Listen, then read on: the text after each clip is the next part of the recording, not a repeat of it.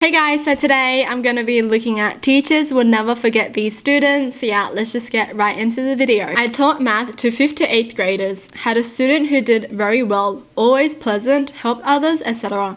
I began to think about him more when I noticed a pattern in the clothes he wore. The clothes were nice, basic and clean, so I really just shrugged it off. It had turned into the holiday season that year. About a week or so before Thanksgiving, and one evening I had to run back to the school to pick up a car as I had went out with some fellow instructors. As I was preparing to leave, I noticed activity near the dumpsters and saw him digging through them, pulling out food scraps from the cafeteria. My heart sank about 1,000 feet. I didn't know what to do. If I were to go up to him, he'd know I knew and just didn't know how he would react. I talked with a colleague of mine who knew a social worker. The family had suffered the loss of his dad about 2 years ago, and now his mum was battling cancer. To say they were hanging on by a thread would be an understatement. But the kid hid this from everyone as far as we knew. Finally, we had to do something, so we all waited one evening, and sure enough, he returned. He was scared, ashamed, crying, angry, every emotion you can think of. I do not blame him. We took him to his home and his mum was emotional too. We ordered hot food and a colleague went and got it. And we all spent many hours that evening talking and reassuring them we were there to help. Working with local resources, we got them the help they needed. Food, medical assistance, even local volunteers to come help with some chores around the house. The mum got better thankfully. And the bright young man continued to do well in school and got a scholarship for college when he graduated a few years later. I am very proud of him. We still keep in touch and visit often. Oh. I love teachers like this, honestly. They're just so nice. And I love that they care about their students.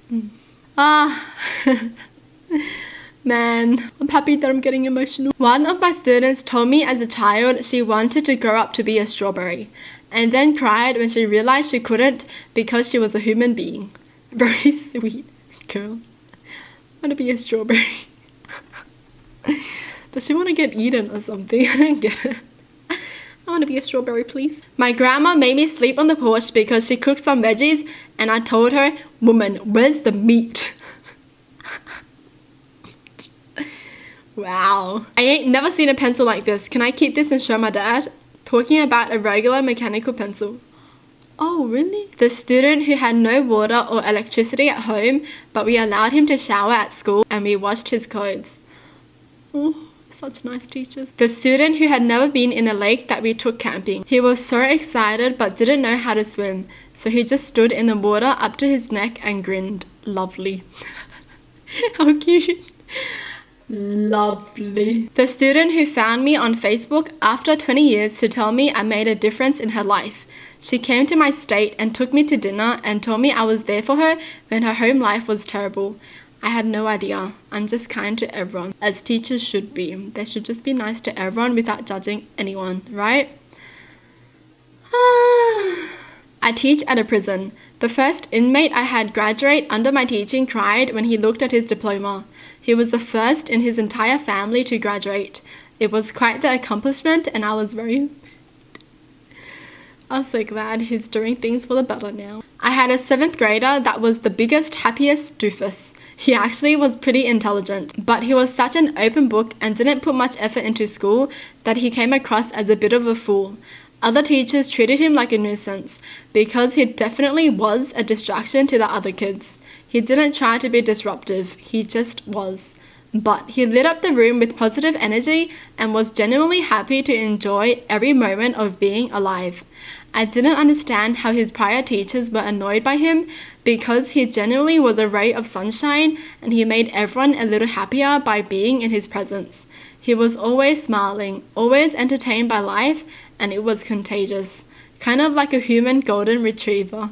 I helped him learn how to set school-related goals for himself and take more of an interest in the other things we studied, and he was so proud of earning his first A in my class. The reason I would never forget him is because I wasn't yet a mother when I taught him, and I decided then that if I ever have kids, I hope they will be as happy as Oscar is. I would try to encourage their sense of wonder and fun above all else. You must have amazing parents, right? Like, if he's that happy and he's just, you know, so chill, this makes me happy. It's just nice to see that, you know, someone's this happy and enjoying life this much. I love it. The one who told me, "You really make me think. We are friends to this day and have the best conversations," is the highest compliment for a teacher. Wow, they're friends now, so like after high school, they kept in touch. Wow. I would never forget Michael. He came from a different country at the age of 2. It took him months to open up to me, but I was patient with him and it paid off. We had an unbreakable bond. We would do art projects together. We would play. I learned his native language so I could better communicate with him. He opened a new level of love and joy into my life. That's amazing how they meet someone and it changes them entirely. I love it. I will never forget the student who didn't have anything to give me for Christmas, but he wanted to give me something so badly that he taped his fruit roll-up from his lunch onto a piece of paper and hand wrote a Christmas card. Oh. It's the thought that counts, okay? I will never forget the kid who sobbed in my lap at recess when her mother was going through chemotherapy because she was terrified. Months later, this same kid came running down the hallway and literally leapt into my arms while screaming, "Miss N, my mom is going to be okay." Oh, I'm gonna cry, man. Okay. I'm fine. I'll never forget the kid who noticed that my pencil jar for students who needed pencils was empty, so he filled it with his own. Oh, this kid is going places, for sure. I will never forget the little girl who came to school every day with dirty clothes.